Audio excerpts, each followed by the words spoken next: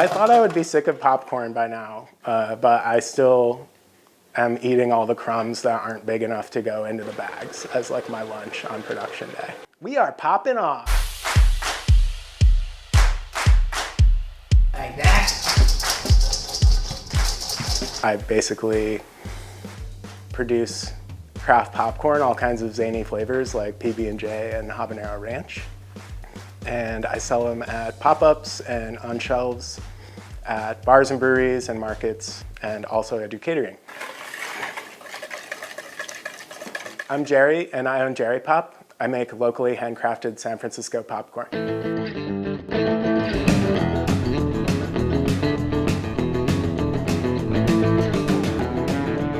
People generally really like the popcorn. Actually, people at parties for years have been like, where can I buy this? Why don't you sell this? And I was like, oh, it's just a great hobby of mine. I like my job. I'm good with what I'm doing. I never want to be stressed about popcorn is like a line I would use a lot. But then eventually, you know, I wanted to give this a shot full time. I wanted to not have a regret later of, wow, I wish I had given popcorn a shot. So I'm giving it the shot. Okay. I have been doing popcorn as a hobby for about 10 years now. I got into it back in college. My roommate's parents made a run to the grocery store for him and kind of the house, and they brought back a 10-pound drum of popcorn kernels. We didn't want to waste the popcorn, so we kind of took it on as a challenge to get through the 10 pounds of kernels before the end of school. And you can only eat so much like plain buttered and salted popcorn, so we started experimenting with different flavors and seasonings. Some sweet, some spicy, very basic stuff. Just shake it up. I went on this big weight loss kick, replacing a lot of junk food with popcorn and other things. So I got an air popper and made like super healthy popped popcorn as my go-to snack with like all kinds of flavors and stuff to make it interesting. I ended up losing about 130 pounds. As the years went on, I started experimenting with more kind of weird flavors. I'd be inspired by a beer I had or like a meal. Like I have like a pad thai popcorn that's inspired by pad thai.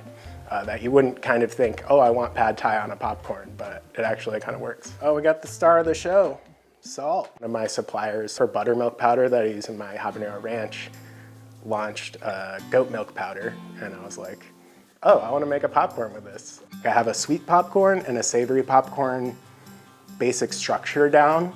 That's like, here's what goes in basically all of them with a few exceptions. And that helps me have the right ratios and everything kind of ready to throw in a new spotlighted flavor for a different popcorn. I rotate the flavors around pop-up to pop-up. I like giving people like a brand new seasonal flavor or something special that's particularly for an event or for a month. You can't really find any of these flavors on the shelf in popcorn, and you can hardly find them in like potato chips or something more common and easier to manufacture. I use Hullis baby white popcorn for a lot of my flavors, and that helps mitigate the little pieces of kernel getting stuck in your teeth. So when you go to the movies and you see those kernels that are just like jutting out in all different directions, those are the butterfly kernels. They're usually a little airier and crisper. The mushroom kernels are almost always used for like a caramel corn or something that's completely coated, because on their own, a mushroom kernel is going to be a little less crisp and airy. Since the start of my business, every piece of packaging I've used has been fully compostable. I want to make sure that at least my impact on the environment is as mitigated as possible, as low as possible. So I try to use the most sustainable practices, try not to be wasteful, reduce, reuse, recycle, and make sure that all the packaging I'm giving to people and putting on the shelves is not going into a landfill. This has been incredibly fulfilling. I'm super happy. Like, it's already gotten more steam and success than I expected it to. I love when I get it on the first guess. Production has been great. It's fun to just like throw my favorite tunes on and like go to work. At the end of my day, my brain isn't fried. My body is sometimes, but it's a good change of pace for sure after 10 years of tech and office work. One of my main goals is to just make people happy that buy the popcorn. Even when I was in tech, I did a lot of front-end engineering work because I am drawn to providing a delightful user experience as well as providing a delightful customer experience, giving them something funny and zany that they didn't expect.